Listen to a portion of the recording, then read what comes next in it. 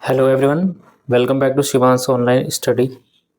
तो फ्रेंड्स, हमारी UK triple SC और यूके पीएससी से रिलेटेड जितनी भी आगामी परीक्षाएं होने वाली है, तो इससे संबंधित हमारी ये सीरीज़ चल रही है, जीके की सीरीज़। तो आप लोग जितने भी न्यू व्यूअर्स हैं और जिन भी अभ्यर्थियों की आगामी परीक्षाएं हैं, चाहे यूके ट्रिपल एससी की पुलिस, वीडियो लेखपाल, पटवारी, फॉरेस्ट, ठीक है, जितनी भी आगामी परीक्षाएं आप लोगों की हैं, तो आप लोग न्यू ईयर जितने भी हैं चैनल को सब्सक्राइब जरूर करिएगा और लाइक शेयर करते रहें। तो फ्रेंड्स, हमारा जो आज का टॉपिक है इंडियन ज्योग्राफी का, तो ये है हमारा उत्तर का पर्वतीय क्षेत्र। तो हम लोग इसमें एमसीक्यूज फॉर्म में आप लोगों को यहाँ पर क्वेश्चनिंग चल रही है, जो कि काफ़ी महत्वपूर्ण है आयोग के नवीन पैटर्न के आधार पर। क्योंकि आप सभी को पता है यूके ट्रिपल एससी का जो चाहे यूके ट्रिपल एससी हो चाहे यूके पीएससी हो, तो अभी जो नवीन न्यू पैटर्न फॉलो कर रहा है, न्यू पैटर्न, ठीक है, इसी के अकॉर्डिंग जैसा भी प्रश्न पत्र आपने देखा है, जितनी भी पूर्व में परीक्षाएं हो चुकी हैं, तो काफ़ी इम्पोर्टेंट ये सीरीज़ होने वाली है इन सभी आगामी परीक्षाओं के लिए। तो इसमें देखिए, जहाँ पर आवश्यकता होगी हम लोग इसको थोड़ा समझाने की कोशिश भी करेंगे विस्तृत में। तो इसमें इस टॉपिक के जितने भी प्रश्न हैं, जैसे कि पहला प्रश्न है, निम्न वक्तव्यों पर विचार कीजिए तथा सही उत्तर का चयन नीचे दिए कोड से कीजिए। कथन ए है, हिमालय से निकलने वाली सभी नदियां सतत वाहिनी हैं। कारण है इसका, हिमालय अपनी वर्षा का अधिकांश दक्षिणी पश्चिमी मानसून से प्राप्त करता है।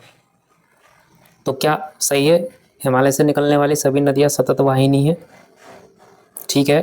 और हिमालय से, अब देखिए इसका सही कारण तो ये कारण तो नहीं है, क्योंकि हिमालय अपनी वर्षा का अधिकांश दक्षिणी, ये तो वर्षा वाला ये वर्षा वाली बात हो रही है, तो ठीक है, दोनों सही है, लेकिन जो परंतु आर ए की सही व्याख्या नहीं कर रहा, तो ऑप्शन इसका बी राइट आंसर है।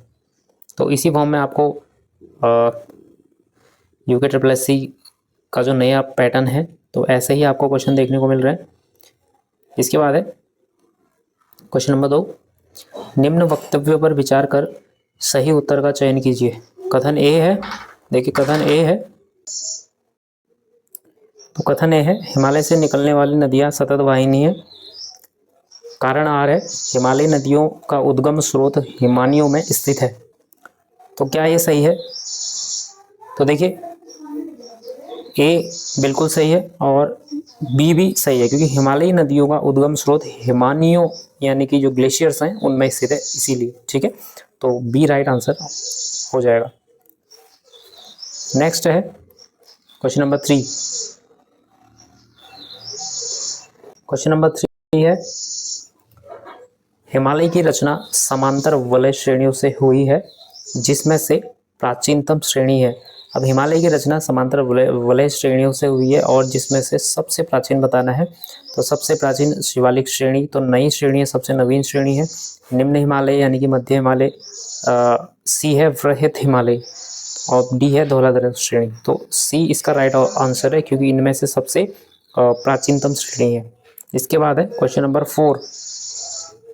क्वेश्चन नंबर 4 है, यदि हिमालय पर्वत श्रेणियां नहीं होती तो भारत पर सर्वाधिक संभाव्य भौगोलिक प्रभाव क्या होता? आप ये क्वेश्चन कह रहा है, अगर हिमालय पर्वत श्रेणियां नहीं होती तो क्या होता? तो पहला है, देश के अधिकांश भाग में साइबेरिया से आने वाली शीत लहरों का अनुभव होता। सेकंड है, सिंधु गंगा मैदान इतनी सुविस्तृत जलोढ़ मृदा से वंचित होता। 3 है, मानसून की प्रतिरूप वर्तमान प्रतिरूप से भिन्न होता। तो उपरोक्त 3 ही अपने आप में कथन सही है, क्योंकि तीनों ही यहाँ पर हो जाते हैं अगर हिमालय श्रेणियां ना होती। नेक्स्ट है क्वेश्चन नंबर 5। उत्तर भारत में उप हिमालय क्षेत्र के सहारे फैले समतल मैदान को कहा जाता है, यानी कि जो उत्तर में अवस्थित उप हिमालय क्षेत्र है, और ठीक है, तो ये मैंने ऐसा बना दिया डायरेक्शंस। तो उत्तर यहाँ पर उप हिमालय क्षेत्र के सारे फैले समतल मैदान है, उनको क्या कहा जाता है? तो उनको समतल मैदान को अपने आप में भाबर कहा जाता है। तो राइट आंसर हो जाएगा।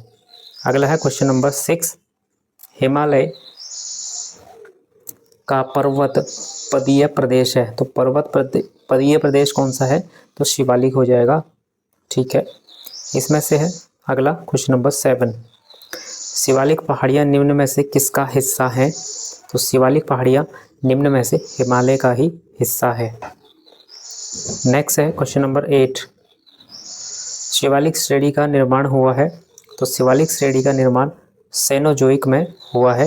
आप लोग अच्छे से ध्यान रखिए क्योंकि ये कहीं ना कहीं प्रीवियस ईयर कहीं ना कहीं स्टेट बीपीएससी में पूछा गया है, तो काफ़ी इंपॉर्टेंट हो जाती चीज़। नेक्स्ट है शिवालिक श्रेणियों की ऊंचाई है, शिवालिक श्रेणियों की ऊंचाई, अब देखिए ऑप्शंस में जो दिया है इसमें से कोई भी इसमें राइट आंसर नहीं दिया, क्योंकि इसका राइट आंसर है उप हिमालय या शिवालिक श्रेणी हिमालय की सबसे दक्षिणी श्रेणी है, जिसकी औसत ऊंचाई 900 से 1100 मीटर के मध्य है। तो ये आंसर किसी भी ऑप्शन में ये है नहीं, तो इसलिए उपरोक्त में से कोई नहीं, तो ये उत्तराखंड टीसीएस प्री 2010 में पूछा गया। अगला क्वेश्चन है क्वेश्चन नंबर 10, कुमाऊं हिमालय निम्न में से किन नदियों के बीच स्थित है, तो कुमाऊं हिमालय की बात करेंगे, कुमाऊं हिमालय सतलज और काली नदियों के बीच स्थित है, जो कि राइट आंसर आपका ऑप्शन नंबर सी में दिखाई दे रहा है, तो इसका हो जाएगा option number C, Kumaon Himalaya. इसके बाद है नेक्स्ट क्वेश्चन है क्वेश्चन नंबर 11, शिवालिक शैल समूह के दक्षिण में भाबर क्षेत्र उदाहरण है, तो शिवालिक शैल समूह के दक्षिण में भाबर क्षेत्र का उदाहरण है, यह एक गिरिपथ की स्थिति का है। ठीक है, उदाहरण, तो अभी इससे पहले भी ये क्वेश्चन आ चुका है लेकिन अलग फॉर्म में पूछा गया था। इसके बाद है क्वेश्चन नंबर 12, जब आप हिमालय की यात्रा करेंगे तो आप निम्न को देखेंगे, तो कौन कौन सी चीज़ें दिखाई देंगी नीचे, गहरे खड्ड, 2 हैं यू घुमाव वाली नदी मार्ग, या फिर 3 समानांतर पर्वत श्रेणियाँ, या फिर 4 भूस्खलन के लिए उत्तरदायी तीव्र ढाल प्रवणता। उपयुक्त में से कौन कौन हिमालय के तरुण वलित पर्वत यानी कि नवीन मोड़दार पर्वत के साक्ष्य कहे जा सकते हैं, तो ये सभी 1 2 3 4 उपयुक्त सभी इसका राइट आंसर है। ठीक है।